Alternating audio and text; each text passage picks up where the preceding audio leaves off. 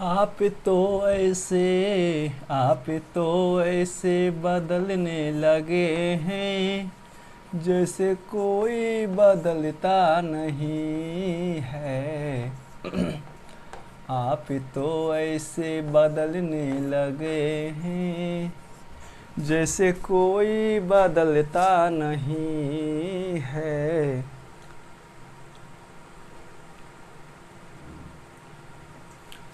Hello नमस्कार दोस्तों, आप सभी को स्वागत है आपके अपने यूट्यूब चैनल यानी क्लासेज में। दोस्तों मैं नीतीश कुमार। आज हम सब यहाँ पर दोस्तों लेकर आए हैं क्लास 10 का फिजिक्स। अभी तक हमने अध्याय 1 देख रहा था, प्रकाश का परिवर्तन, रिफ्लेक्शन ऑफ लाइट, जिसमें हमने अभी तक पार्ट 4 देखा है और ये पार्ट 5 है। यदि आप पार्ट 4 नहीं देखे हैं तो नीचे लिंक मिल जाएगा, आप वहाँ से जाकर देख सकते हैं। और वीडियो अच्छा लगे तो मित्रों को जरूर शेयर कीजिए, क्योंकि हम आपको चैप्टर वाइज पूरे चीज़ को पढ़ा रहे हैं क्लास 10 के लिए। मैथ एपी खत्म होने वाला है, तो एपी के आगे आपको क्या पढ़ना है वो डिमांड कीजिएगा और हमें कमेंट में ज़रूर बताइए कि एपी के बाद आपको क्या पढ़ना है। क्लास 10th में हमें अभी तक फिजिक्स में पढ़े थे, प्रकाश के परिवर्तन में पढ़ चुके हैं कि समतल दर्पण में प्रतिबिंब कैसा बनता है, उसकी क्या विशेषताएं होती है। फिर हमने पढ़ा था वहाँ पे कि दर्पण किसे कहते हैं और दर्पण कितना प्रकार का दोस्तों होता है। यदि आप नहीं देखें वीडियो तो आप आगे बढ़ते हैं और उसको थोड़ा सा हिंट दे देते हैं जो पीछे तक पढ़ रखा है, ठीक है। तो दोस्तों हमने अभी तक पढ़ा था क्या कि जो दर्पण होता है वो एक खोखले गोला है ना, एक खोखले गोले का भाग होता है, ठीक है। मान लीजिए कि एक गोला है और एक खोखला गोला है, ठीक है। और यदि उसको ऐसे कट लगाएंगे इस प्रकार से, दो कट लगाएंगे दोस्तों, तो एक इस प्रकार का संरचना बनेगा और एक ऐसा बनता है, ठीक है। सपोर्टेड देख लीजिए। और यदि हम इसके दोनों का एक भाग को पेंट कर देते हैं, यानी एक पिछले वाले भाग को यदि पेंट कर दें दोस्तों, ठीक है, तो ये एक दर्पण का निर्माण हो जाता है। और यदि इसे ऊपर वाले भाग को पेंट कर दें दोस्तों, तो ये एक दर्पण का निर्माण हो जाता है, ठीक है। आपको पता होना चाहिए दोस्तों कि जिसका प्रवर्तक सतह अंदर की ओर धंसा हुआ होता है, हम सब उसे क्या कहते हैं, तो हम सब उसे दोस्तों क्या कहते हैं, यहाँ पे याद कीजिए कि जिसका प्रवर्तक सतह अंदर की ओर धंसा हुआ होता है, हम सब उसे यहाँ पे अवतल दर्पण कहते हैं, ठीक है। क्या कहते हैं हम सब इसको, अवतल दर्पण कहते हैं। और जिसका प्रवर्तक सतह बाहर की अंदर जिसका प्रवर्तक सतह बाहर की ओर उभरा हुआ होता है, तो हम सब उसे, तो यहाँ पर आपको क्या बता रहे हैं दोस्तों कि जिसका प्रवर्तक सतह बाहर की ओर उभरा हुआ होता है, हम सब उसे उत्तल दर्पण कहते हैं। और जिसका प्रवर्तक सतह दोस्तों अंदर की ओर धंसा हुआ होता है, तो हम उसे क्या कहते हैं, अवतल दर्पण कहते हैं। जो देखिए ये मान लीजिए पॉइंटर ध्यान दीजिएगा, ये एक दर्पण है ना, और हमने इसको इसे पेंट कर दिया, ठीक है। तो एक दर्पण का निर्माण हो जाता है। मतलब दर्पण कुछ नहीं है, दर्पण तो शुरू में एक खोखले गोले का एक भाग होता है, ठीक है। और उसके एक भाग से पेंट कर देते हैं, ठीक है। तो हम सब इसको क्या कहते हैं, हम सब जिधर पेंट करते हैं ना, हम सब इसको रंजित भाग कहते हैं, ठीक है। और इधर वाले भाग को क्या बोलते हैं, प्रवर्तक सतह बोलते हैं। क्या बोलते हैं इसको, प्रवर्तक सतह बोलते हैं। क्योंकि दर्पण के इस भाग से ही ना, दर्पण के इधर वाले भाग से ही क्या होगा, हमेशा परिवर्तन की क्रिया होता है। तो जिस ओर से दर्पण के जिस ओर से परिवर्तन की क्रिया होता है, तो उस और को क्या कहते हैं, प्रवर्तक सतह कहते हैं, ठीक है। तो ये आप याद रखेंगे, उत्तल और अवतल हमने भाग 4 में पढ़ चुका है, ठीक है। वहाँ पर हमने क्या पढ़ा था उसके आगे हम आपको बता रहे थोड़ा सा, ताकि फिर से आपको दिमाग में अट जाए कि दर्पण क्या होता है, दर्पण कितना प्रकार का होता है, ठीक है। तो आपने जाना कि दर्पण क्या है, तो दर्पण एक खोखले गोले का भाग होता है, ठीक है। खोखले गोले के भाग को हम सब क्या कहते हैं, दर्पण कहते हैं। यानी दर्पण क्या है, तो दर्पण एक खोखले गोले का भाग होता है, ठीक है। हम सब उसे दर्पण कहते हैं। दर्पण 2 प्रकार का होता है, एक उत्तल दर्पण और एक अवतल दर्पण, ठीक है। यानी ये एक खोखले गोले का भाग है, और यदि हमने इसके 2 जामा से कट करके निकाल लिया, तो एक हिस्सा ये निकलेगा, एक हिस्सा ये निकलेगा और एक हिस्सा इसका ये निकलता है, ठीक है, ये निकलता है। तो यदि हमने इस ओर पेंट किया तो इसका प्रवर्तक सतह क्या होगा, अंदर की ओर धंसा हुआ होता है। तो जिस दर्पण का प्रवर्तक सतह अंदर की ओर धंसा हुआ होता है, हम सब उसे अवतल दर्पण कहते हैं। और जिसका प्रवर्तक सतह बाहर की ओर उभरा हुआ होता है, तो हम सब उसे क्या कहते हैं, उत्तल दर्पण कहते हैं, ठीक है। तो यहाँ से सवाल बहुत बार आएगा, याद रखिएगा। अब दर्पण में कुछ पॉइंट्स होते हैं, कुछ उसका नाम होता है। जैसे दर्पण में ध्रुव क्या होता है, वक्रता केंद्र क्या होता है, वक्रता त्रिज्या क्या होता है, मुख्य फोकस क्या होता है, और फोकस क्या होता है, फोकस दूरी क्या होता है, ठीक है। हम सब उसको बात करते हैं दोस्तों। तो ऐसे आइए हम सब उसको बारे में बात करें, बारी बारी से ध्यान दीजिएगा। और वीडियो अच्छा लगे तो उसको लाइक भी करेंगे और अपने मित्रों को शेयर भी करिएगा, ठीक है। और वीडियो को पूरे अंत तक बन रहिएगा, जो हम आपको पढ़ा रहे हैं दोस्तों, बहुत इंपॉर्टेंट आपके लिए है।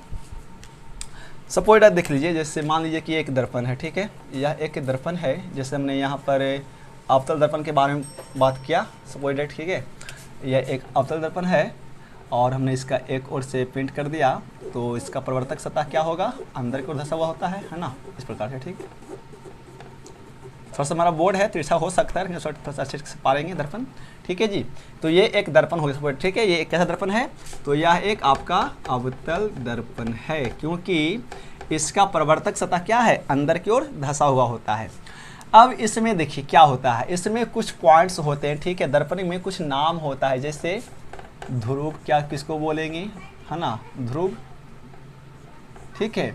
फिर वक्रता केंद्र क्या होता है, फिर मुख्य अक्ष या प्रधान अक्ष क्या होता है, हम सब पहले बात को जान लेंगे, ठीक है, पहले लिख लेते हैं, मुख्य अक्ष या प्रधान अक्ष क्या होता है, फिर मुख्य फोकस क्या होता है, और फिर फोकस दूरी क्या होता है, और फिर वक्रता त्रिज्या क्या होता है, ठीक है। ये सभी पॉइंट्स बहुत इंपॉर्टेंट है, क्योंकि दर्पण में ये सभी होते हैं, ध्रुव होता है, वक्रता केंद्र होता है, मुख्य अक्ष होता है, और मुख्य फोकस होता है, फोकस दूरी होता है, और वक्रता त्रिज्या होता है, ठीक है। तो ये हमें आपको सबसे पहले जानना होगा कि हम सब इसको क्या कैसे क्या कहते हैं। तो यदि दोस्तों हम सब देखिए ध्रुव की बात करें, समझिएगा ध्रुव क्या है, तो आप याद रखिए ध्रुव होता क्या है, ध्रुव का मतलब क्या है, ध्यान दीजिए।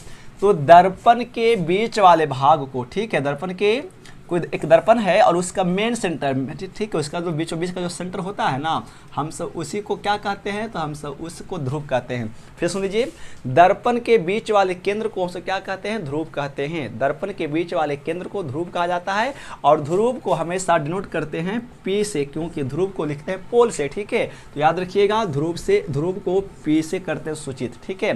तो आपने ध्रुव समझा, ध्रुव क्या होता है कि दर्पण के बीच वाले भाग को या बीच वाले बिंदु को या केंद्र को हम सब ध्रुव कहते हैं, ठीक है। चलिए, मतलब दर्पण का मध्य बिंदु ही ध्रुव कहलाता है, दर्पण का मध्य बिंदु क्या कहलाता है, ध्रुव कहलाता है।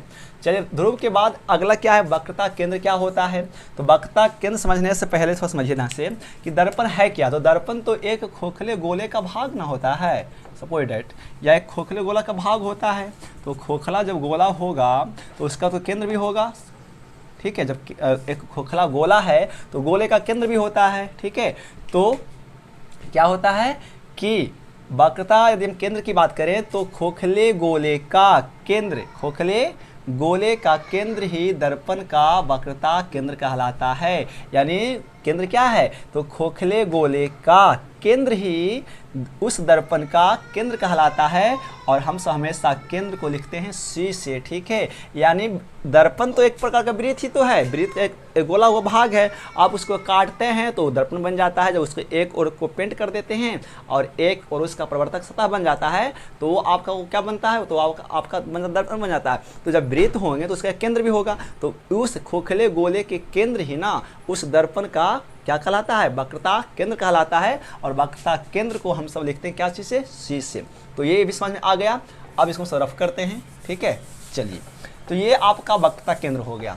वक्रता केंद्र के बाद यदि हम सब मुख्य अक्ष की बात करें या प्रधान अक्ष की बात करें, तो मुख्य अक्ष और प्रधान अक्ष से किसे कहते हैं दोस्तों, तो समझे ना से, वक्रता केंद्र और ध्रुव की, ठीक है, वक्रता केंद्र और ध्रुव को, है ना, मिलाने वाली सरल रेखा को ध्रुव कहते हैं, सॉरी मुख्य अक्ष कहते हैं। यानी दर्पण का ध्रुव, है ना, और उसका केंद्र, यानी वक्रता केंद्र और ध्रुव को मिलाने वाली सरल रेखा को ध्रुव का वक्रता मुख्य अक्ष कहते हैं। कितना क्या बोलता है मुख्य अक्ष के बारे में, तो बोलता क्या है कि वक्रता केंद्र से ध्रुव को मिलाने वाली रेखा को हम सब वक्रता क्या कहते हैं, मुख्य अक्ष कहते हैं। अब समझिए कि यदि मुख्य अक्ष मिलाने वाली रेखा को मुख्य अक्ष कहते हैं, तो देखिए तो मुख्य अक्ष तो ये भी ना होगा, इस प्रकार से तो भी वक्रता केंद्र और ध्रुव को रेखा मिला रही है ना, टेढ़ी मेढ़ी रेखा। तो क्या ये भी होगा, जी नहीं, हमेशा कौन रेखा, सीधी रेखा, सरल रेखा, ठीक है। यानी वक्रता केंद्र और ध्रुव को मिलाने वाली सरल रेखा को, ठीक है, हम सब क्या कहते हैं, मुख्य अक्ष या प्रधान अक्ष कहते हैं इसको। ध्रुव ध्रुव। ठीक है, ये आपका हो गया मुख्य अक्ष या प्रधान अक्ष। तो इसके आगे की बात करें तो आगे क्या होता है, मुख्य फोकस होता है। ये मुख्य फोकस क्या होता है, ध्यान दीजिएगा।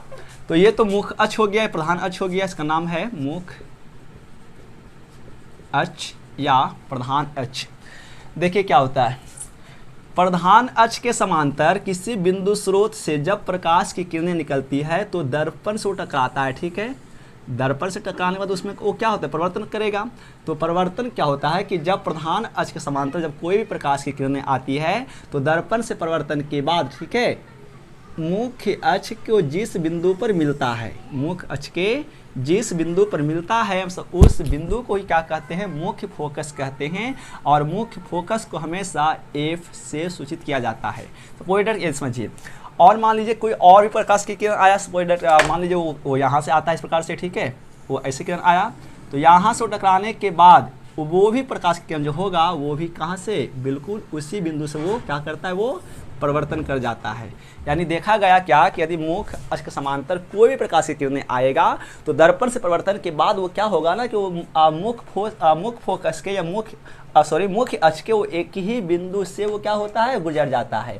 यानी सपोज दैट समझिए कि यदि कोई एक किरण और आया, ऐसे कोई एक किरण और है, मान लीजिए कि इस मुख्य अक्ष के समांतर एक किरण और आ रही है, ठीक है, इस प्रकार की किरण आया, यहाँ से परिवर्तन होगा, परिवर्तन होने के बाद भी ये किरण भी ना उसी बिंदु से गुजरता है, ठीक है, उसी बिंदु से वो लौट जाती है। तो यानी देखा गया क्या कि यदि कहीं से भी, यदि प्रधान अक्ष के समांतर जब कोई भी प्रकाश की किरणें है ना दर्पण से टकराती है तो परिवर्तन के बाद वो एक ही बिंदु से गुजर जाती है। तो इस बिंदु को क्या कहते हैं, मुख्य फोकस कहते हैं। यानी मुख्य फोकस की यदि परिभाषा की बात करें तो मुख्य प्रधान अक्ष के समांतर आती हुई प्रकाश की किरणें दर्पण से परिवर्तन के बाद मुख्य अक्ष के जिस बिंदु पर काटती है, मुख्य बिंदु को जिस अक्ष पे काटती है, जिस बिंदु पे काटती है उस बिंदु को क्या कहते हैं, मुख्य फोकस कहते हैं। ठीक है, तो ये तो आपका हो गया मुख्य फोकस। आइए अब समझते हैं फोकस दूरी क्या होता है। फोकस दूरी है ना, चलिए फोकस दूरी क्या होता है कि ध्यान दीजिएगा कि हाँ, मुख्य फोकस और ध्रुव के बीच की दूरी को, ठीक है, क्या बोले हमने बोला कि मुख्य फोकस और ध्रुव के बीच की दूरी को फोकस दूरी कहा जाता है। यानी मुख्य फोकस तो ये आपका है, मुख्य फोकस और ध्रुव के बीच की दूरी को हम सब फोकस दूरी कहते हैं और फोकस दूरी को F से लिखते हैं और मुख्य फोकस को F से, वक्रता केंद्र को C से लिखते हैं। ठीक है, चलिए ये हो गया, यहाँ तक आपका हो गया फोकस दूरी। अब वक्रता त्रिज्या क्या है, हम सब वक्रता त्रिज्या को लिखते हैं बड़ी R से। ठीक है, यदि हम सब यहाँ पर वक्रता त्रिज्या की बात करें तो यहाँ ध्यान दीजिए इधर